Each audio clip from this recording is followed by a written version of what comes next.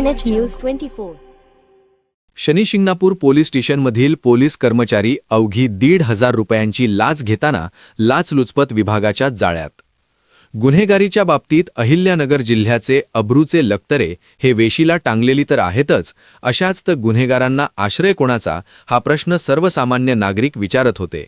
पण आता ज्यांनी गुन्हेगारांवर वचक ठेवायचा त्यांनीच कायदा आणि सुव्यवस्था पायदळीत उडवण्याचे काम केले आणि लाच घेण्याचा संतापजनक प्रकार हा ज्या ठिकाणी चोरी होत नाही असे आख्यायिका असणारे देवस्थान म्हणजे नेवासा तालुक्यातील शनी शिंगणापूर येथील पोलीस स्टेशनमध्ये पोलीस कर्मचाऱ्याकडून अवघ्या 1,500 रुपयांची लाच घेण्याचा संतापजनक प्रकार सोमवार दिनांक 16 फेब्रुवारी 2016 रोजी घडला आहे।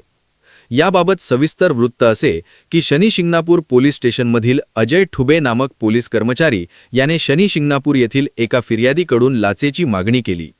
तडजोड करून शेवटी 1,500 रुपयांची लाच याबाबत ठरले अशी प्राथमिक माहिती आहे। छत्रपती संभाजीनगर येथील लाचलुचपत विभागाने संबंधित पोलीस कर्मचाऱ्याला रांगेहात पकडण्यासाठी सापळा रचला व अजय ठुबे हा पोलीस कर्मचारी हा 1,500 रुपयांची लाच घेताना रांगेहात सापडला असे विश्वसनीय सूत्रांची माहिती आहे। अजय ठुबे या लाचखोर पोलीस कर्मचाऱ्यावर सध्या गुन्हा दाखल करण्याची प्रक्रिया सुरू आहे अशी प्राथमिक माहिती मिळतीये। पण या लाचखोर ठुबे नामक पोलीस कर्मचारी व त्याची कारकीर्द शनी शिंगणापूर परिसरात कायम वादग्रस्त राहिली अशी माहिती मिळतीये।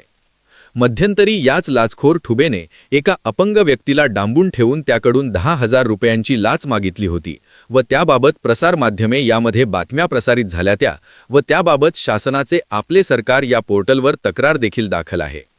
जर कुंपण शेत खातंय तर नागरिकांनी न्याय मागायचा कुणाला?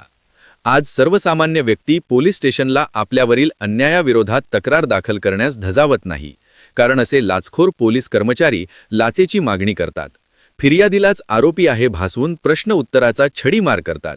यामुळे न्याय मागायचा कुणाला ही मोठी शोकांतिका आहे। तरी या घटनेतील अजय ठुबे या पोलीस कर्मचाऱ्यावर गुन्हा दाखल होऊन योग्य ती कारवाई होणार का?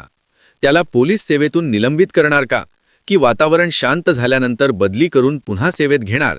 याबाबत जिल्हा पोलीस अधीक्षक काय निर्णय घेतात त्यांच्या भूमिकेकडे सर्वसामान्य नागरिकांना लक्ष लागले आहे।